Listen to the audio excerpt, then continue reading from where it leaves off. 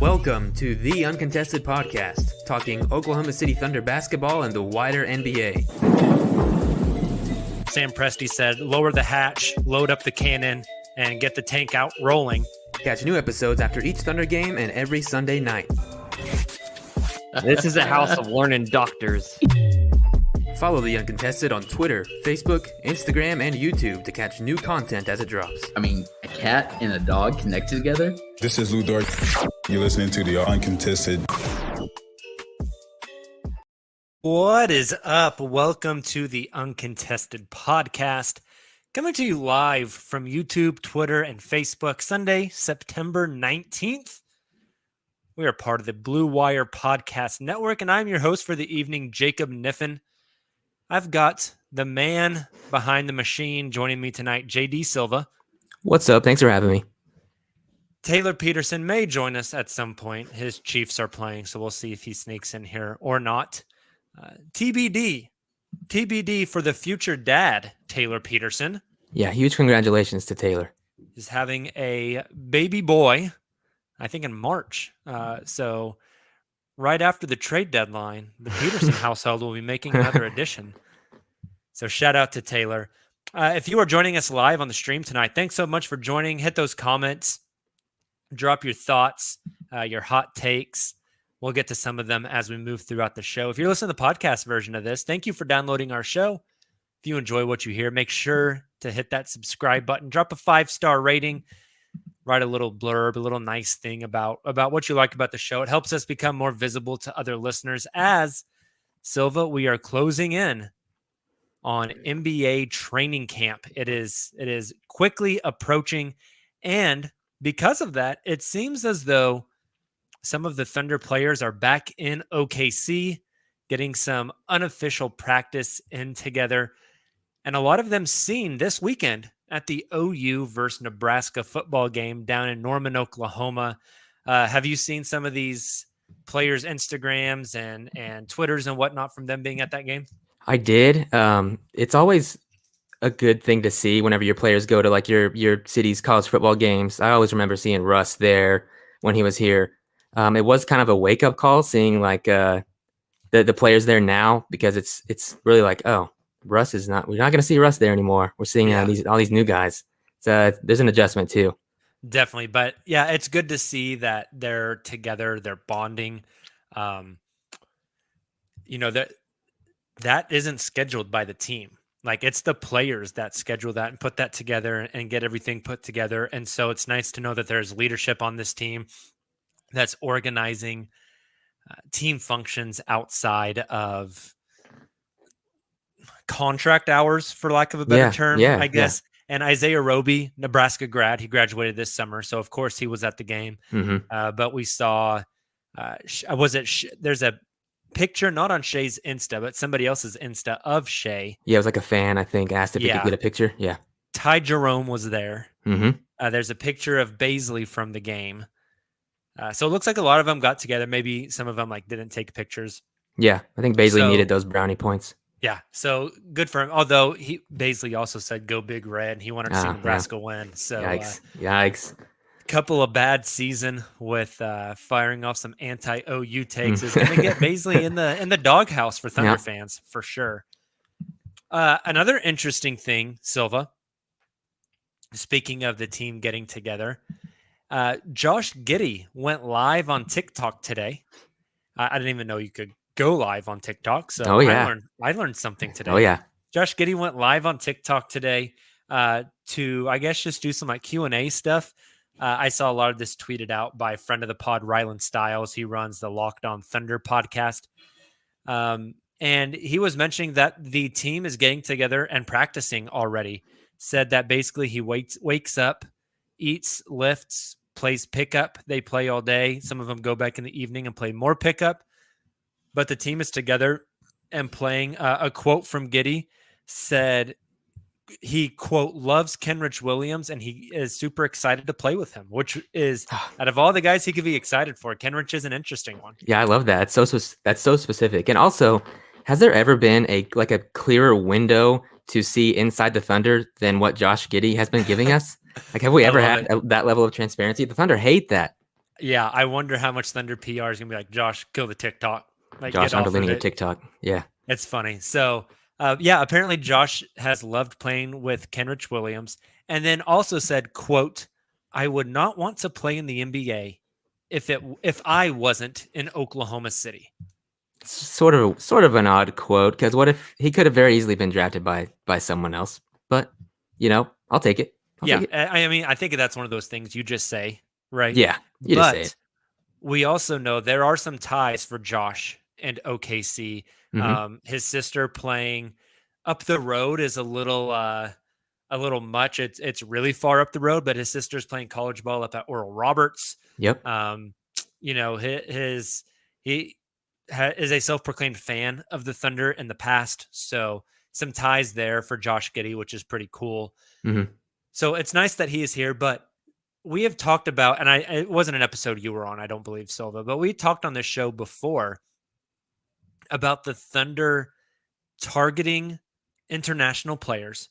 And historically, I feel like when you look at international players playing in the NBA, there is the word loyalty is tossed around a lot. I'm not sure how much like true loyalty applies here, but sticking with one franchise, writing it out. I think you see that more with international players versus stateside players. Yeah. You think of players like Dirk Nowitzki, right? Marc Gasol to a certain extent. Yes. Today you think of like a Nikola Jokic, right? Yeah. Or a Luka Doncic. Mm-hmm. Manu Ginobili, guys that haven't been in the league super long. I guess Tim Duncan is technically foreign born. Sort of, yeah. Tony Parker. Yeah. French. So I think it's interesting that one of the smallest markets in the NBA, who has maybe the most iconic player leaving the franchise, right? Like not iconic as like the Thunder's most iconic player. That's true. Mm-hmm. But also the most iconic example league wide of a player bailing on a small market to go to a big market, jumping on the winning bandwagon, obviously in Kevin Durant.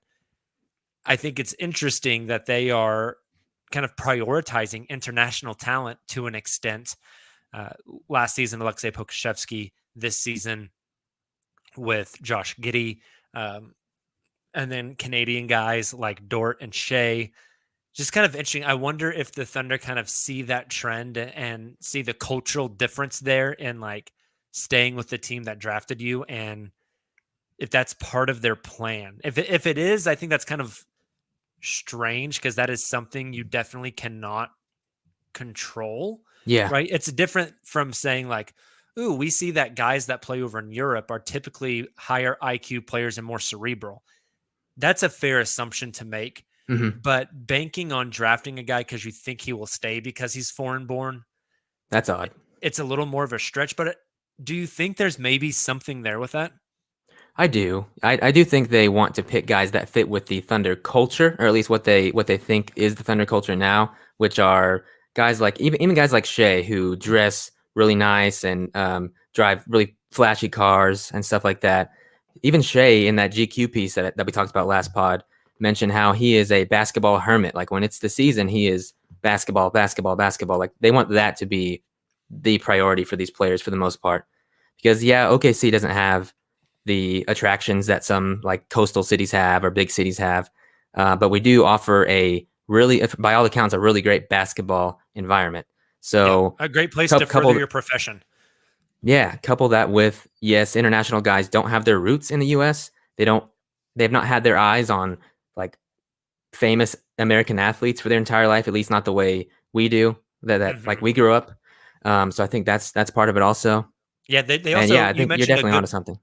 You mentioned a good point there that foreign-born players don't have like a Kawhi Leonard. I want to go back home and play for my hometown LA team, Yeah. right? Because for foreign-born players in America, the team that drafted them is their home team, right? Like Yeah. if I were to get drafted to play basketball over in Europe, Barcelona drafted me, I would have never lived in any place in Europe except Barcelona, right? And so that kind of becomes their de facto home city, which is interesting.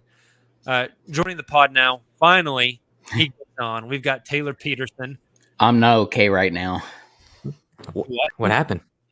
What's the score now? Not great. Let's just talk some basketball. Okay. Sure, yeah. Apparently Taylor's Chiefs are struggling a bit. We're still up, but I'm not sure for how long. A little stressed. Well, Tayler, I don't want you to hear this post-pod whenever you listen back, but the podcast did give you a shout-out as future dad, Tayler Peterson. So now we're talking. Congratulations. Congrats, man. I very much appreciate that. Going to have a little man to cheer on the Thunder with, and the Chiefs with, and the Hurricanes and the Sooners.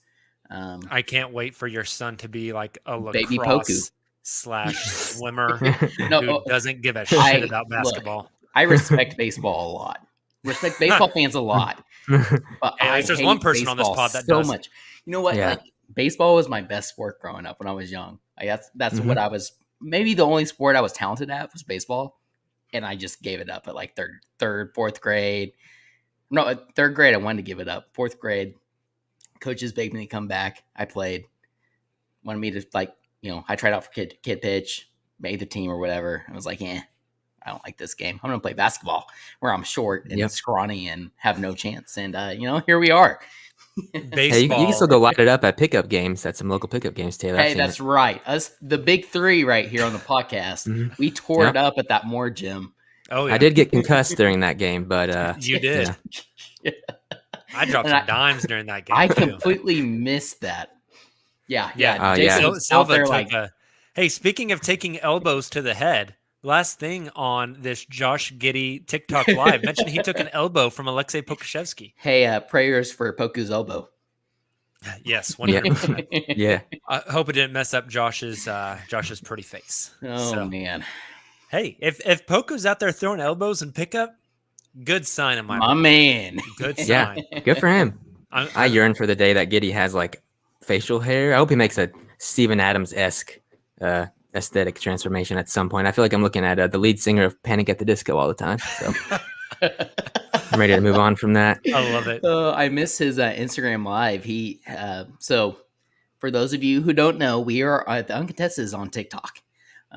And therefore, the Uncontested, as followers of Josh Giddey, got invited to his live stream because all followers of Josh Giddey got invited to his live stream. I didn't watch it. I was busy, I think, watching. Well, we were at the store, and I came back, watched Cowboys barely beat the Chargers. Anyways, there was some interesting tidbits there. I think I'm trying to remember who it was. Why am I going blank? Ryan Stiles. Yeah, he we've tweeted kind of out. jumped in on this a little bit. Some interesting nuggets there. Yeah, good stuff. A nice little peek behind the curtain. True. For Thunder fans, I think. Okay, gentlemen, we are going to continue tonight our season beginning preview series.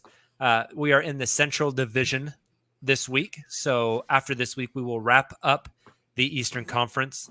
Next week, we will start the Western Conference. We will do 14 of the 15 Western Conference teams, and then obviously have a podcast solely dedicated to the Thunder preseason preview. And then we will also do our Thunder season bets down the line as well. The best. Whenever I'm people excited listen, Sola gets to be in on this. yes. I'm excited.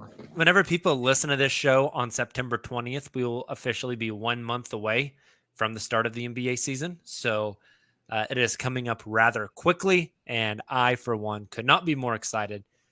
So, you guys ready to just jump right on into it? Let's do it. Ready. Awesome. I will give you guys some background on what the teams did last year. Taylor will let you know kind of what transactions they made, who they picked up, who they lost, who they drafted. I will tell you guys the over-under, and we will kind of break down these teams. So our first team tonight in the Central Division is a team that went through. Taylor's going to have a lot to read because did a lot of offseason maneuvering. The Chicago Bulls. They ended last season 31-41, 11th in the Eastern Conference, did not make the play-in tournament. They struggled under Billy Donovan again, but decided to make some win now moves at the trade deadline. They did not get their own lottery pick this year as it went to the Orlando Magic in a Nikola Vucevic trade. Even though they did not make the playoffs and struggled a bit last season, I think their outlook for next season is very high, surrounded by a guy that I'm interested what you guys think about this, a guy that I think has kind of become underrated around the NBA, and Zach LaVine. His performance last season, his performance in the Olympics, this guy came into the NBA super raw, crazy athlete that has added a ton of skill to his game, has become a lethal ISO scorer. And Taylor, tell us a little bit about what they've added around Zach. Zach and Nikola Vucevic, and I think a big part of their team going into next year, Patrick Williams, who's going to be entering his second year in the league. But who are they adding around those guys? What moves did they make this summer?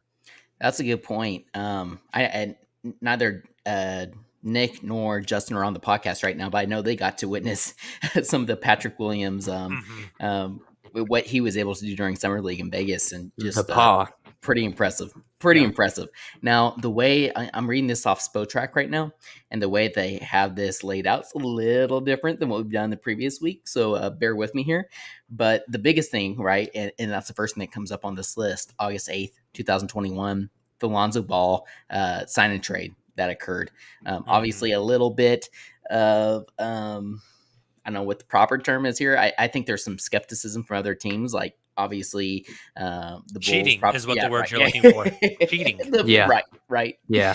The thing that every NBA team does in free agency. Exactly. Correct. Exactly. And the teams that don't end up with Lonzo Ball are the ones who called that team out on it.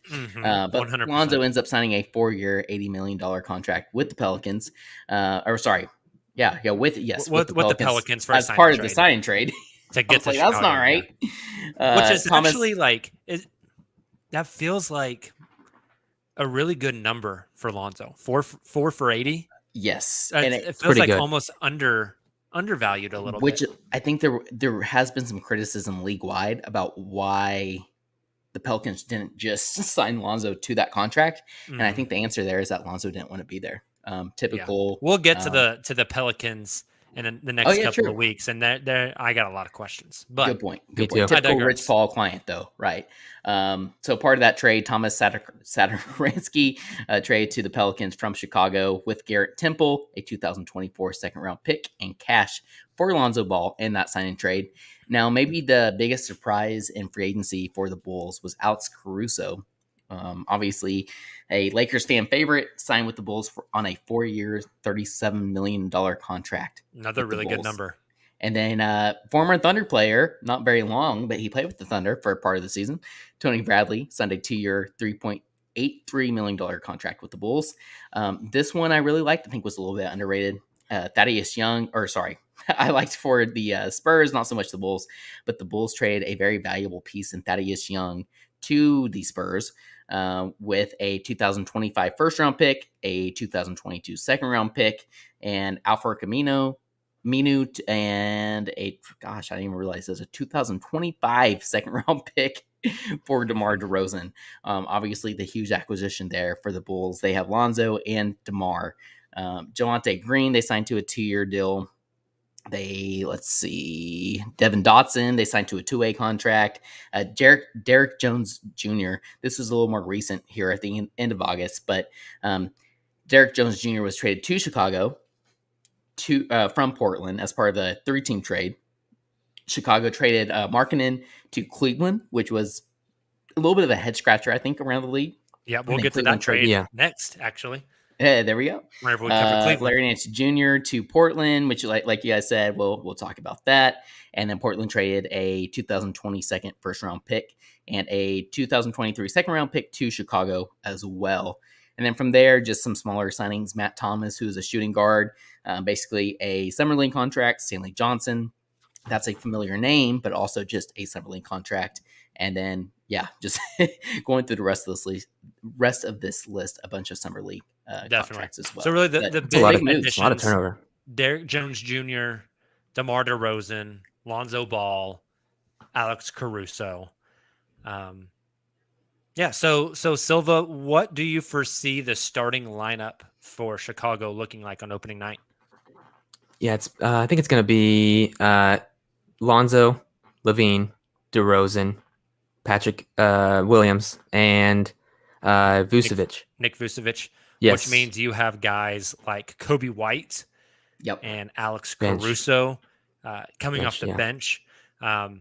It's an interesting team. Yeah, I would foresee that being the starting lineup as well. There is some defensive deficiencies on that lineup. Certainly.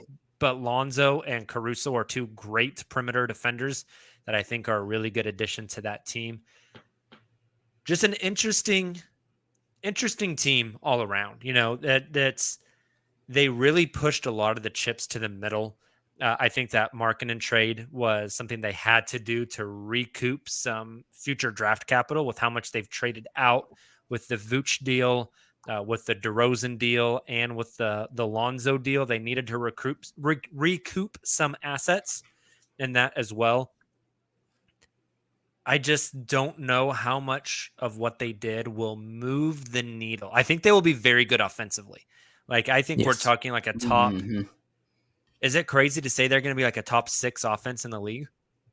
I was going to say 8, but I don't think it's insane. If it clicks. Yeah.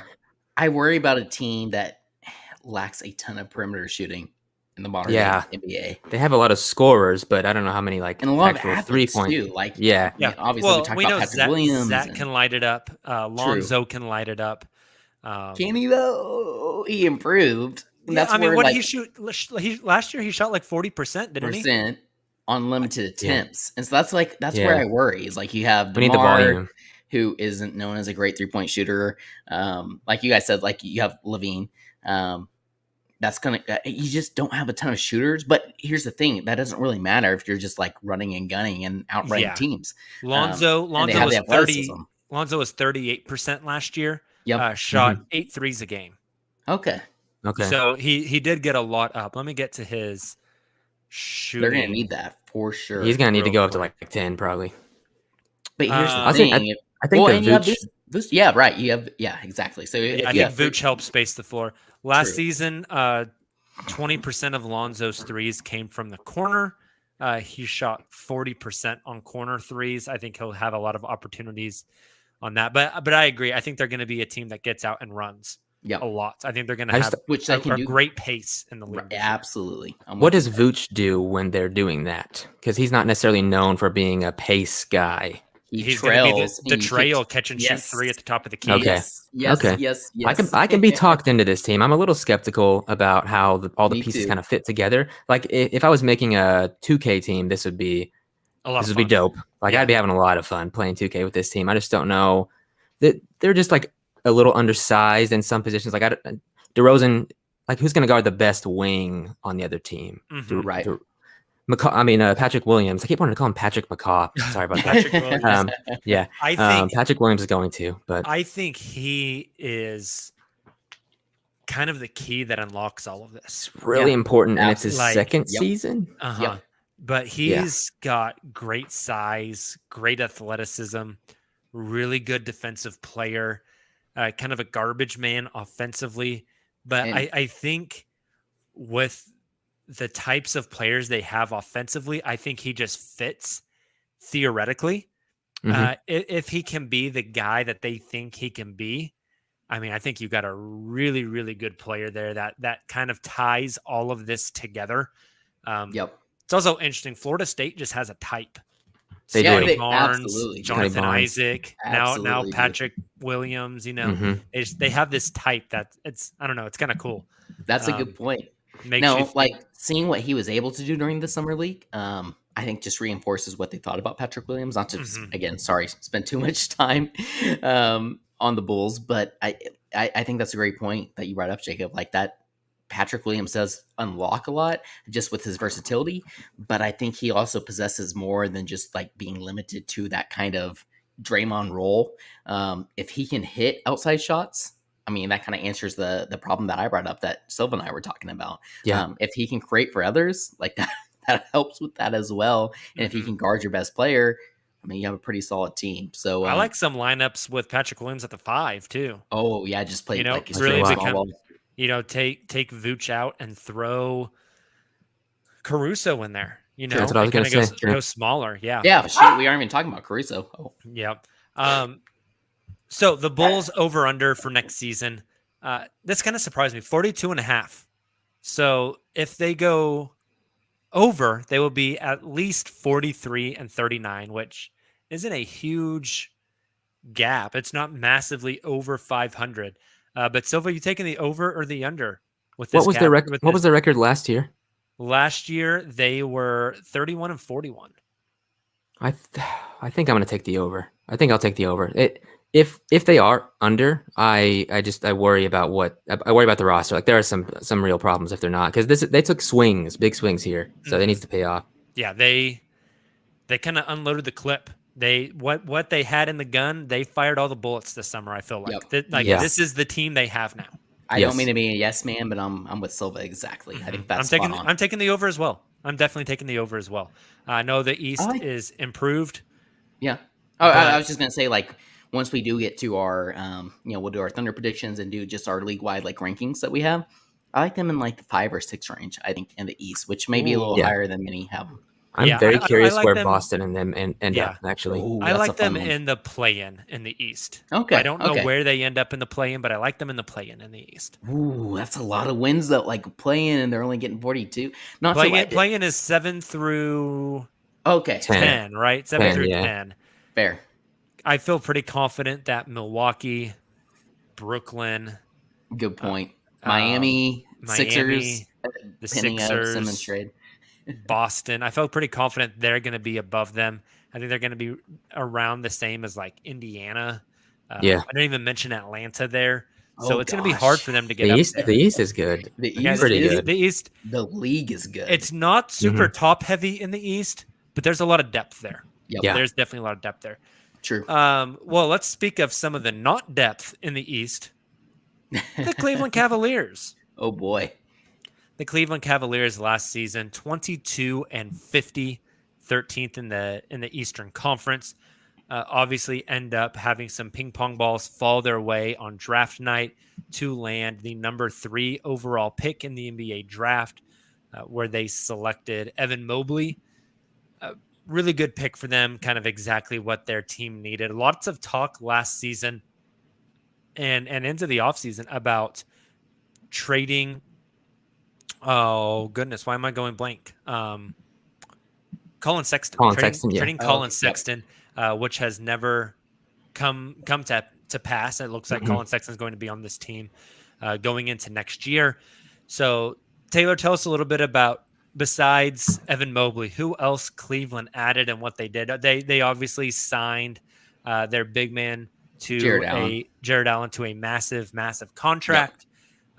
There's still the Colin Sexton extension out there that nothing has happened with yet. We obviously know Kevin Love wants to be traded or bought out for the entirety of his deal. But what other moves did they make?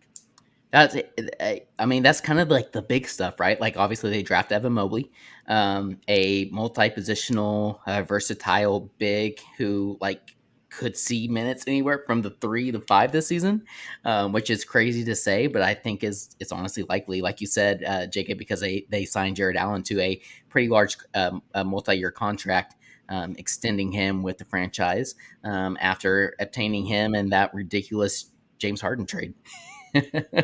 But the other big trade is one that I kind of alluded to earlier. Larry Nance Jr. was traded to the Portland Trailblazers in exchange for Derek Jones Jr.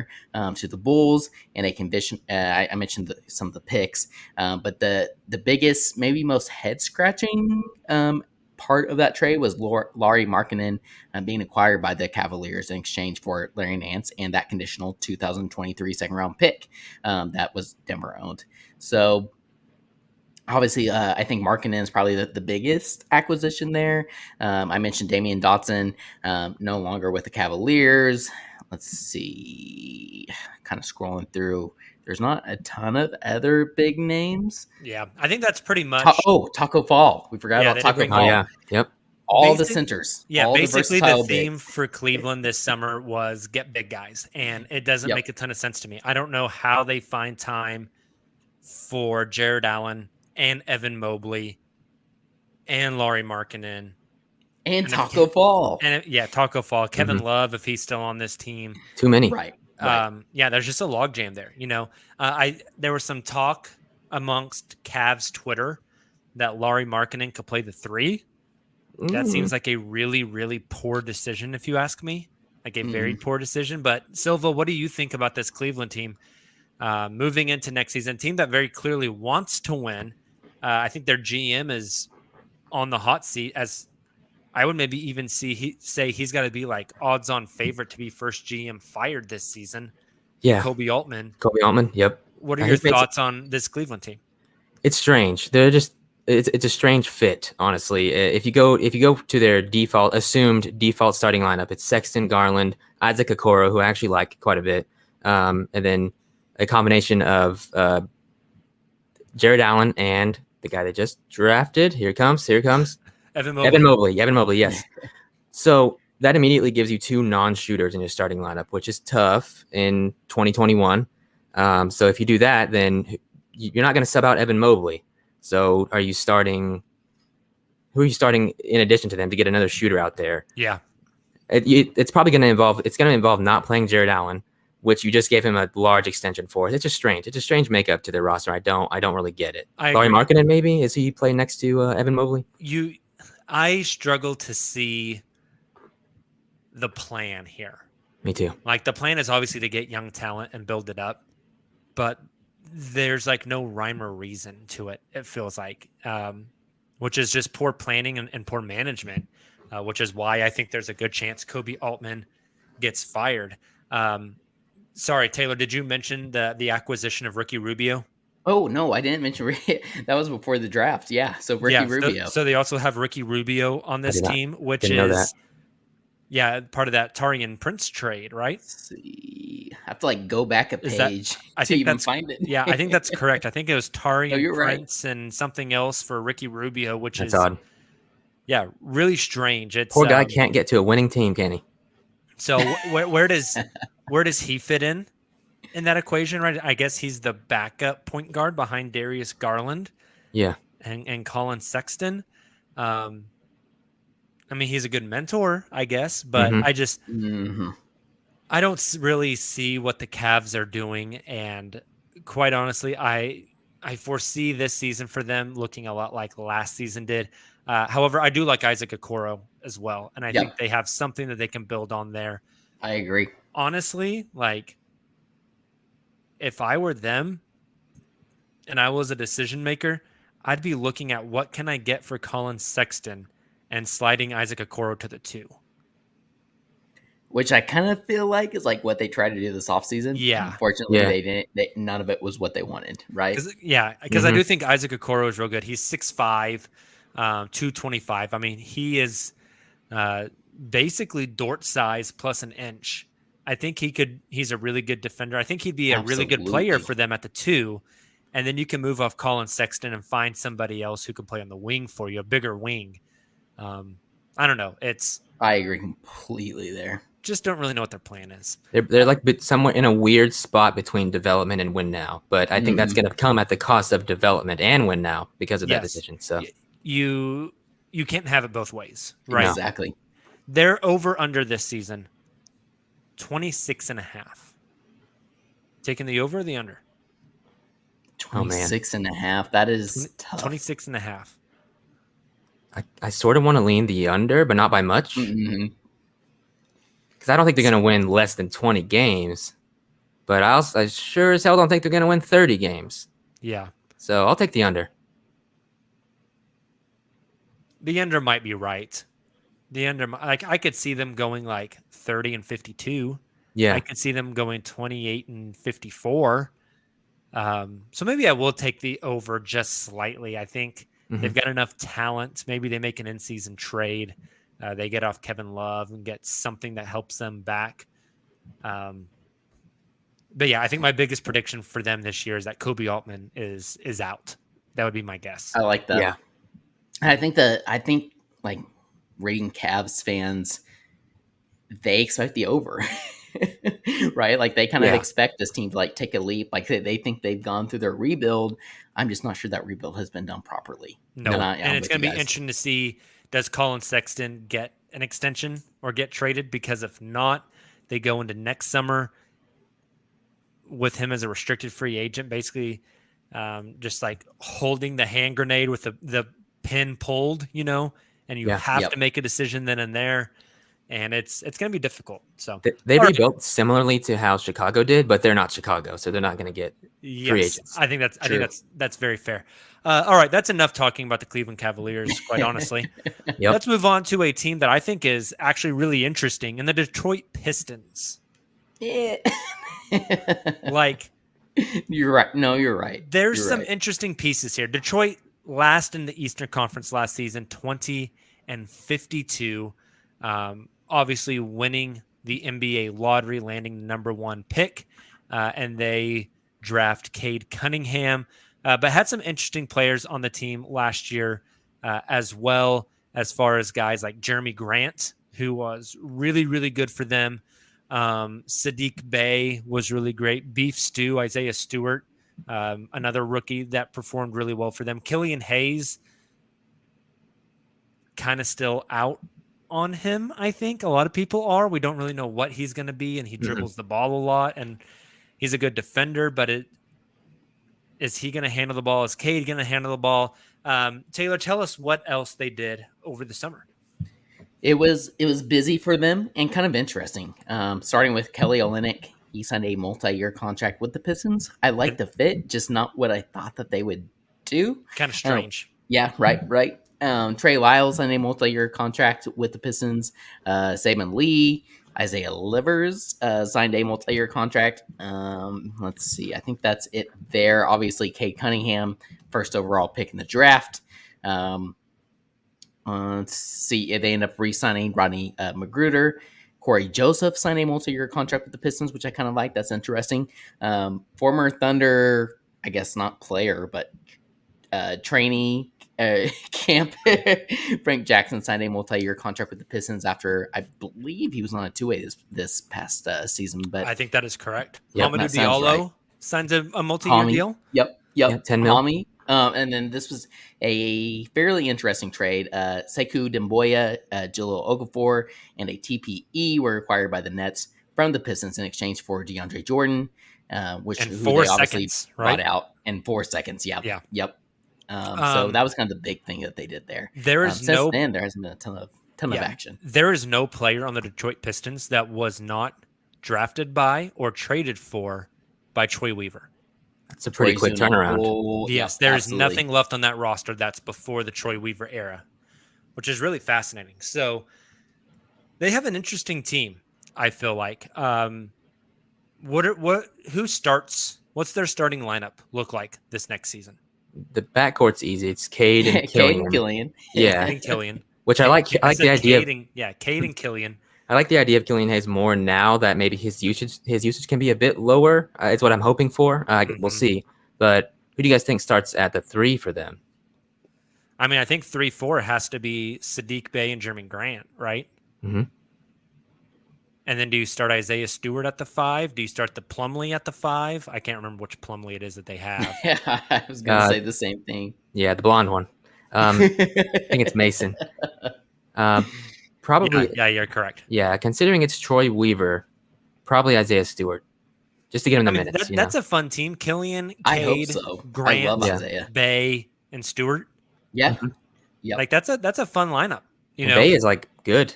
uh-huh. I mean, they're kind of like the There's a lot of size on that team too, as far as just like lot of big size. wings. they're kind of like the Oklahoma City Thunder of the East. Like they're going to roll out some really fun young lineups. They're purposely probably not going to win a lot of games because of that. Nope. But like, yeah, they're like you guys said, they have a lot of fun youth. They're going to compete in games, but probably not going to win a ton of games in a pretty talented East this season. Yeah. So they kind of remind me of the Thunder of the East. Here's I'm my a- question for you guys for Detroit. Does Jerami Grant end the season in a Pistons uniform? They are That's very clearly a going great youth question. movement.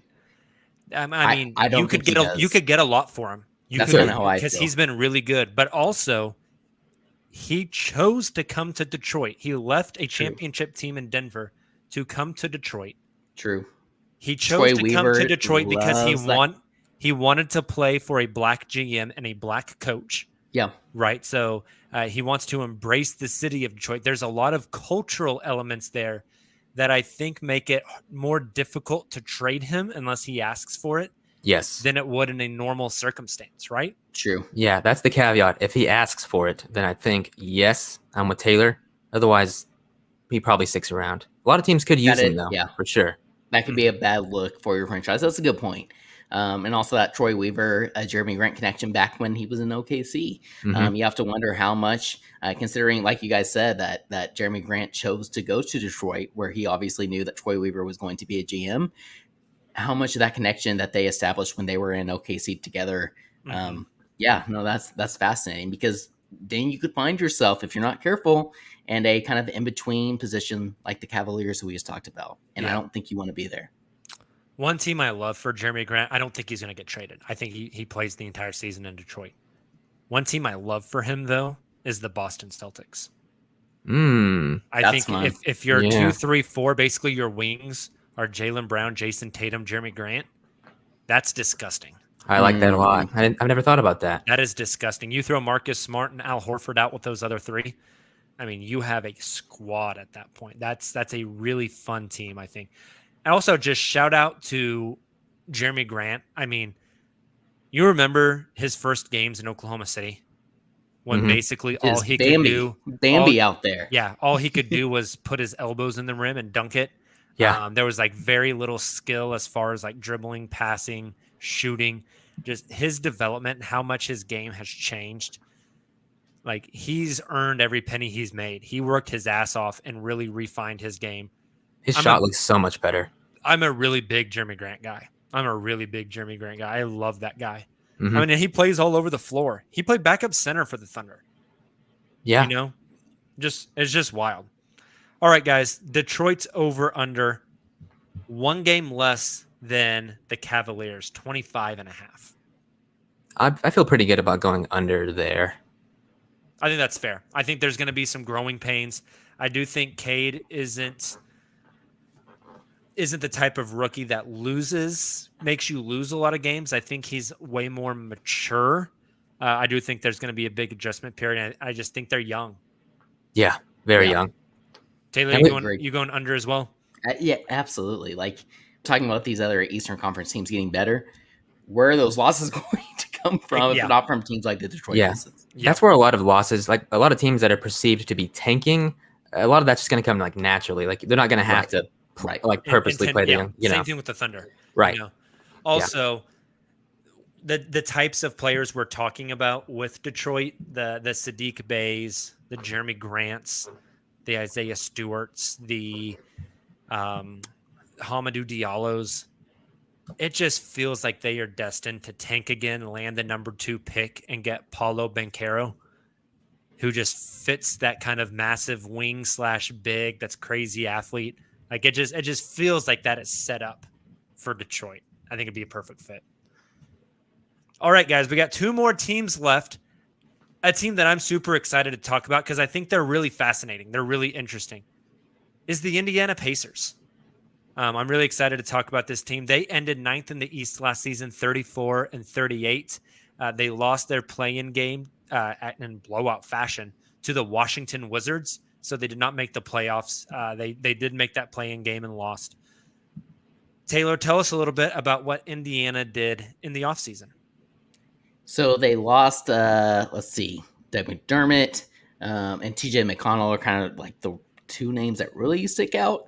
But they ended up signing Torrey Craig, which was kind of interesting. I like that signing. Isaiah Jackson, TJ McConnell, Dwayne Washington Jr., let's see, Terry Taylor. Obviously, they end up drafting Chris Duarte, who had a pretty solid showing in summer league and is one of those rookies coming in who's expected to contribute immediately. I'm scrolling through here and trying to see anything else major. Oh boy, we have this. They were a part of the huge Spurs Aaron Holiday trade, right? So they ended up trading basically the Russell Westbrook trade, Yeah. Spencer Dinwiddie trade. I don't even want to try and just like a giant paragraph here. Yeah, basically the Pacers traded Aaron Holiday and the draft rights to Isaiah Todd and cash. What did they even end up getting back in that trade? I'm trying to look here. TJ McConnell signing a multi-year contract with the Pacers. Yeah, TJ stayed around. He's staying around. Yeah. Yeah. Did they just save money? Other than that, yes, pretty much. Yeah. Nothing. I think the biggest offseason acquisition is the new head coach, right? Oh, Carlisle, Rick Carlisle, returning Yep. back to Indiana. That's a massive get for them. So for their roster for next season, let me run through a few big names so we can talk about them real quick. They've got Goga Batadze, Malcolm Brogdon, Torrey Craig, Chris Duarte, Isaiah Jackson, Jeremy Lamb is still on that roster, Karis LeVert, TJ McConnell, Sabonis, Cassius Stanley, Miles Turner. One guy I think we forget about a lot because he didn't play last season, TJ Warren. Mm-hmm. Yep. This is who tweeted out that he's ready to go. Yeah. You remember, didn't TJ Warren, wasn't his first bubble game a 50 piece? Yeah. I believe it was. He went off. Yeah, he just went bonkers. Mm-hmm. This is an interesting team. One thing that sticks out to me, and I want your guys' opinion on this. They have Miles Turner, Domantas Sabonis, and Goga Batadze. Does something give with the big men in Indiana this season? Oh, it has to. I hope so. For example, that's a team who's been linked to Ben Simmons, right? I kind of like Indiana as a sleeper Ben Simmons team. I think he'd be fun. A Ben Simmons, Karis LeVert backcourt is kind of fun. Absolutely. And I think to your point, Jacob, that would have to, why am I going blank on their point guard? Malcolm Brogdon. Yeah. Not to be a Brogdon trade. Brogdon would be involved there. And I wonder if it could be some sort of 3-team deal with Brogdon going to Philly, Miles Turner going to a third team. Yep. Philly getting something else from that third team for Miles Turner. Mm-hmm.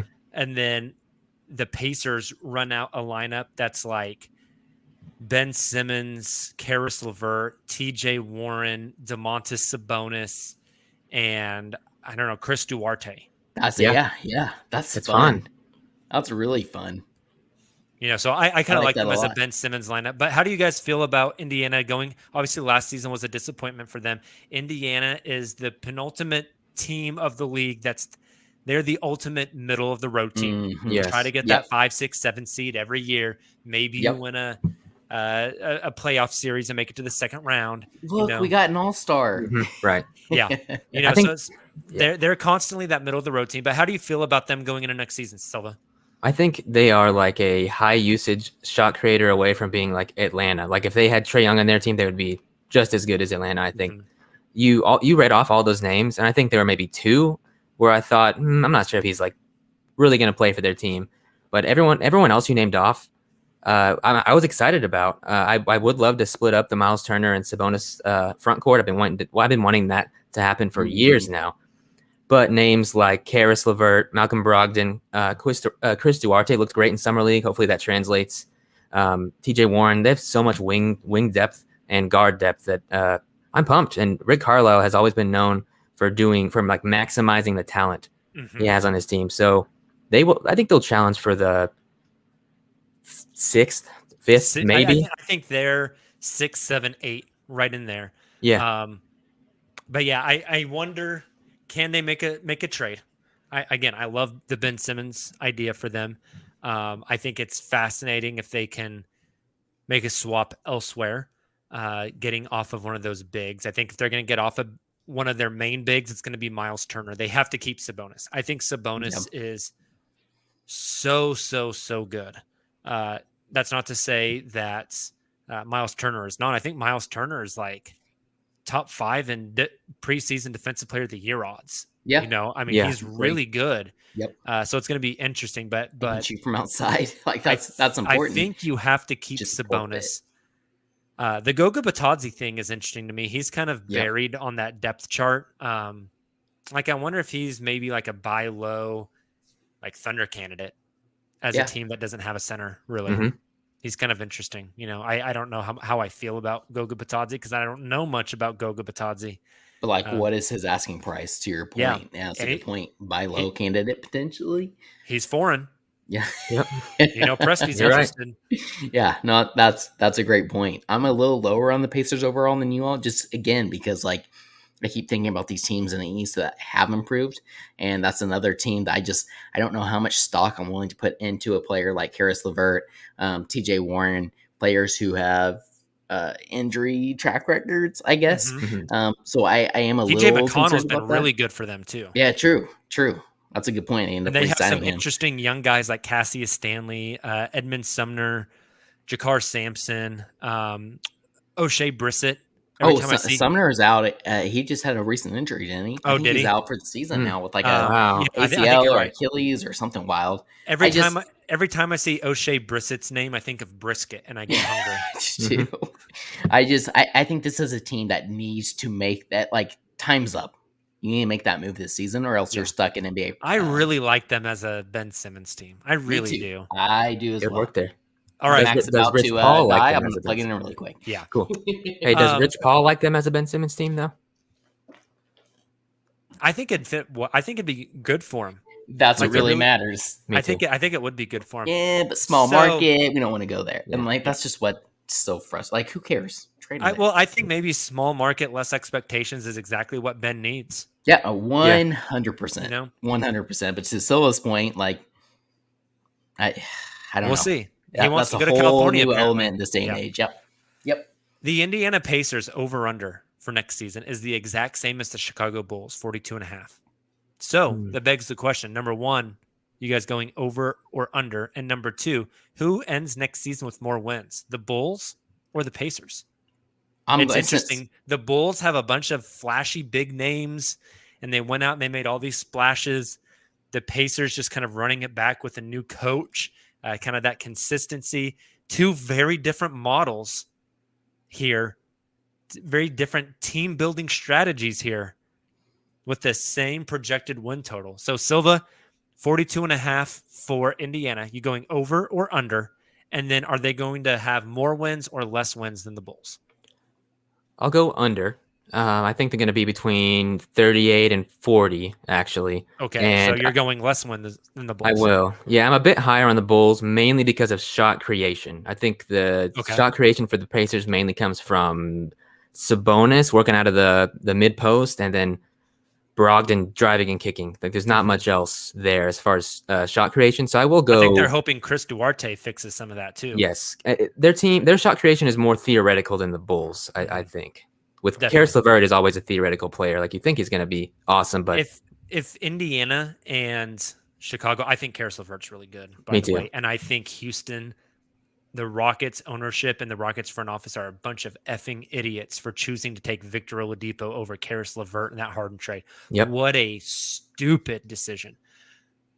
If the Bulls and the Pacers played in a 7-game series, who are you taking? I'd probably, oh God, this is going to sound hypocritical, but I'll probably take the Rick Carlisle-led team. Yeah. In the long run. I think that's fair. Taylor, you'd going over or under at 42.5 for the Pacers? I'm going under. Under? Okay. I'll be the dissenting view here. I'll go slightly over, like 43, 44 for them. Okay. Not much, but slightly. All my over picks mean somebody in the East is going to have to like plummet, right? Yes. Okay, we've talked about a lot of mediocre or bad teams. So let's end the Central Division off on a high note. The Milwaukee Bucks. Is it a high note, though? Or, as I should say, the The NBA defending champion champs. Milwaukee Bucks ended last season 46-26, third in the Eastern Conference. They go 6 games with the Phoenix Suns, with Giannis dropping. He dropped a 50 piece in Game 6 to close it out, didn't he? Basically scored half of his team's points, Hit all of his free throws. hit all of his free throws. Couldn't happen to a better guy. Giannis is incredible. We got to get Silva. I'm telling you this now, so none of us forget. You got to get the sound drop of "We Some Dogs" by We PJ some Tucker dogs. Yeah. at the parade. Just an iconic moment. So the defending champion Milwaukee Bucks, Taylor, what all did they do this summer? They made a couple moves that were interesting. We'll get into. They had some significant losses. The first being, like you mentioned, PJ Tucker going to the Miami Heat, and based off an Instagram post that he made shortly after his signing, it sounds like he would have liked to stay with the defending champs, but they couldn't get to his number. Again, I don't know the background behind that from the Buck side. Our friends over at the Eurostep podcast would know that. But that obviously is a huge loss for them. Now, Bobby Portis, somebody who was linked to other teams in free agency, he ended up coming back on a multi-year contract to the Bucks. George Hill on a discount. Yes, great point. That was a huge win for the Bucks. George Hill, former Thunder player, not for very long this past season, but he ended up signing back with the Bucks, which was really interesting because there apparently was some friction there. I low-key like that. Yeah, there was. You remember some of his quotes whenever he came to OKC? It wasn't great. Yeah, yes. Or sorry, that's not a direct quote. But yeah, no, yes. The quotes were not. But the quotes were not great. Yes, I like it though. I do too. Bringing him back is a huge win to be able to overcome some of that tension. Rodney Hood, another underrated signing, one of those guys who I think a lot of us have been rooting for. Yes, if he can be healthy with the Bucks, and Semi Ojeleye from the Boston Celtics ends up signing with the Bucks as well, which I like a lot. Now, a trade that they made, really the only trade that they made, was they acquired Grayson Allen for basically Sam Merrill and a couple of picks. I like that a lot for them.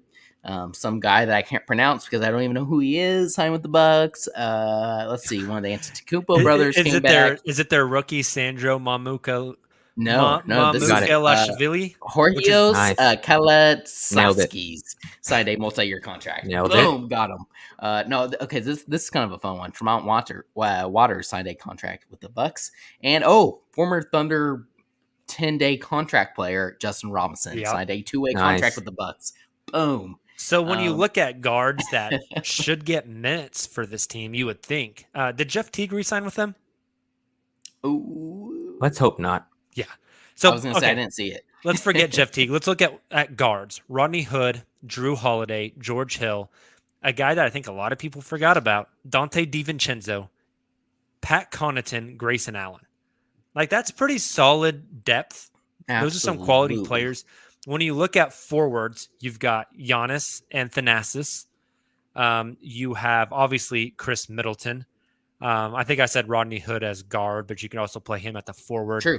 Yep. Bobby Portis, Semi Ojeleye. And then for centers, you got Brook Lopez. Obviously, they will play Giannis at center quite a bit. You can put Bobby Portis at center quite a bit. Like, losing PJ Tucker was big. Yes. Yep. But this team feels like it got a little bit deeper and a little bit more explosive offensively. It did get deeper. That's what I was going to say. I love their depth. The only area that I worry a little bit is point guard, right? Like, they don't really have a true creator. Now, granted, you could say that doesn't really matter because they're going to get that from other positions.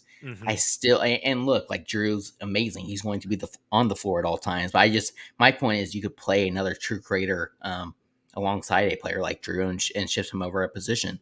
So it'll be interesting to see what this team does at the deadline. Now that they do have some of that depth. Obviously, they don't have a ton of draft assets after the Drew Holiday trade. But regardless, just another solid team. Like you said, Jacob, got deeper. And even with that PJ Tucker loss, I still love where they're at, especially if Giannis is able to take another leap or even just be at the same level that he was this past season. Definitely. Like, I see their starting lineup being something like Drew Holiday, Dante DiVincenzo, Chris Middleton, Giannis, and Brook. Mhm. Yep. which means off your That's bench, great. you're playing George Hill is playing off your bench. Pat Connaughton is playing off your bench. Rodney Hood is playing off your bench. Bobby Portis is playing off your bench. And who's Grayson Allen? the next guy? Maybe a Grayson Allen, maybe a Yeah. Shemi Ojale. Like that. That's a lot of names. That's a really good team. Like a Yeah. really good team. I also I would- wonder. Go ahead. Yeah, I also wonder. It seemed like watching from afar that nerves played a part in some of the players' performances in the playoffs, especially Drew Holiday and at times Chris Middleton. I do wonder if now that the playoff monkey's off their back in a sense, that they kind of spread their wings next season, next postseason, and that is what kind of like Tayler was mentioning. Giannis takes a leap, and maybe Drew and Chris take a miniature leap and start being more consistent in the playoffs, because that alone would be excellent, especially if they go up against a healthy Brooklyn Nets. Yes. If you had to make a guess right now, where does Milwaukee make it next season in the playoffs? What is your guess? Conference finals? They lose to Brooklyn in the conference finals, which is I'm I'm going conference finals as well. Yeah, that's the most unsexy pick, but like it is what it is. Yeah, right. Yeah.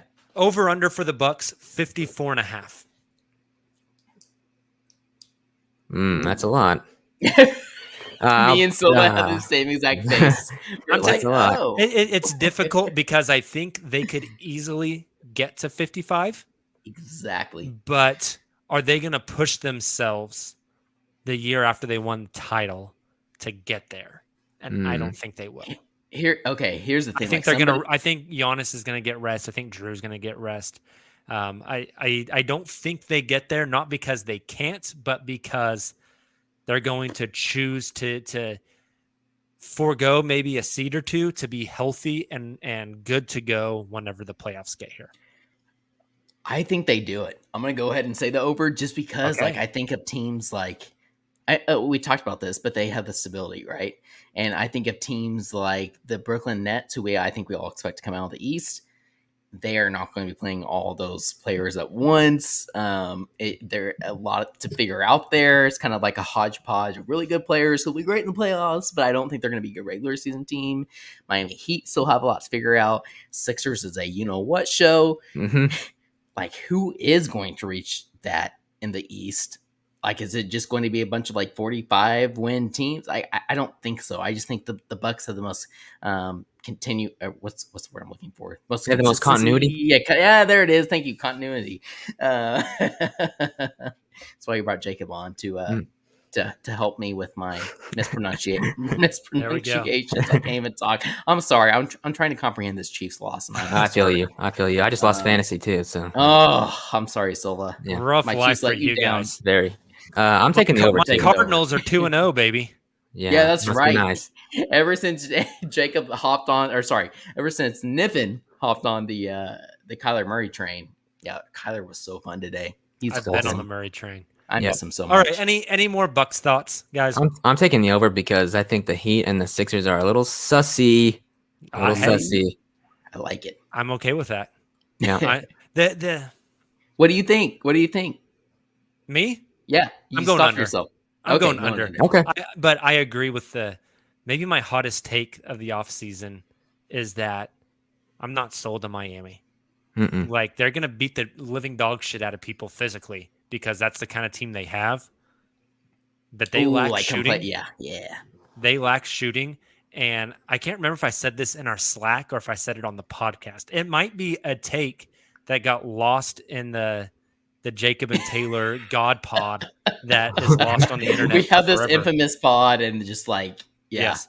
So I can't remember where I've said it. So maybe this is the first time I'm saying it on the show.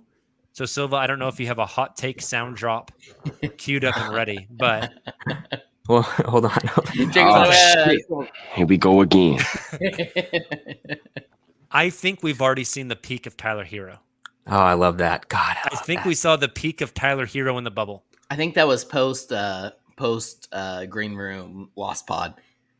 It might be. Which is good. Which is good. You're doubling down. That's what I think we have. Like, I'm not even sure our hero reaches like a Jordan Clarkson level. Woo! Hey, We've Hey, already done our Miami talk. We can't continue to drag if Miami. COVID-19 did not was. rob We me covered of my Miami. sense of smell, I would be smelling some fraudulence coming from that roster. Can you smell yet? No. Long-term COVID. Oh my effects. gosh. I have like 10% of my smell. I got it. I had COVID on December 21st of last year. So You got see you it, later. Like, you got it right around the same time I did. Yeah. And like I got my My taste shit of is smell back gone. after 2 weeks. Can you It's gone. taste at least, Silva? Yeah, but some things don't taste the same. Like Jersey Mike's not good anymore, which Oh. is tough. Yeah, it's Wow. tough. It's really tough. Poor thing. Wow. Yeah. Yeah. Imagine catching COVID. Would not recommend it, folks. You jokes. You jokers. Yeah. Hey, I caught it. I've been taking my when I got ivermectin. I'm good, vaccinated. all right? Uh, All right. Well, gentlemen, I think it is time for us to get out of here. Yeah. Thank you guys so much for joining the pod. If you hopped on the live stream with us tonight, I know we got a late start. So thanks for tuning in anyways, joining us on the late night pod. Thank you so much. If you're listening to the podcast version of this on Monday, hey, we are closing in on the NBA season. Hope you enjoyed the Central Division preview. Make plans to join us Wednesday night, 9 p.m. Central Time, right back here on YouTube, Twitter, and Facebook.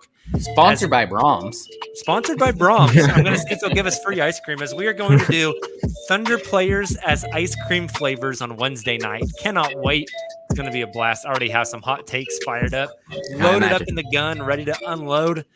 So make sure you grab your favorite milkshake, your favorite double dip.